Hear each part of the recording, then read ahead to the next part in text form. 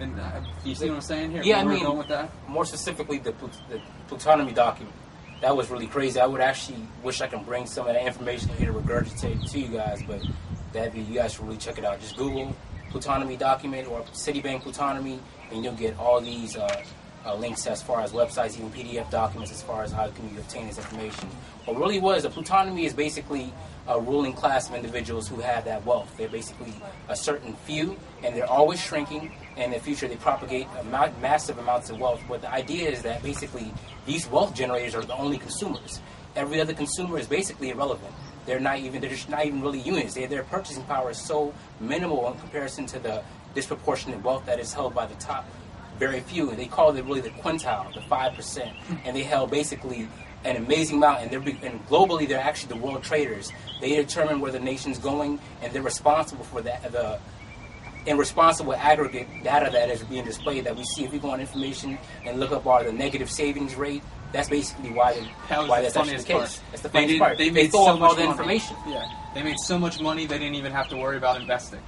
And that's how we, within a capitalist society, we rely on that. Banks need to be replenished with our capital. Our markets need to be replenished with our daily wages. And when that's not occurring, that's when the economy starts to stagnate. And that's exactly what was happening. They were making, the overhead that they were clearing from taxes, it was, I can't even remember the numbers, but to put money into the bank for them was completely futile. The percentage that they were getting back in proportion to the amount of income that they were bringing in yearly was infinitesimal.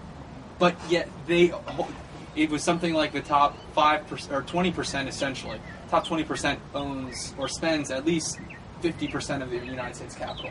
And the top 1.4% spends almost 30% of the United States capital. That's crazy.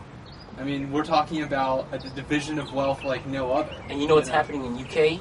It's happening now in China. These new plutonomies are being emerged, and it's now an identification of class. We have these top blocks and the rest of the world. That's basically what's really happening. It's almost amazing. What was curious to know, they had basically 4 different forces that would go against this movement of what's happening with plutonomies. And the fourth one, which they denoted as immediately the most threatening, is political involvement. They couldn't stress it enough. You can see as a recurring element in the document that the enemy is people really understanding the system, what's going on. And even the director, the analyst I forgot his name, but there's 3 or 4 directors, and they're stating that, if this political process happens, along with war, then there's going to be a halt of this growth. And their idea is they want to keep growing. Their motif is to keep on growing as fast as possible, as long as possible, and this growth does not stop. Because that's the nature of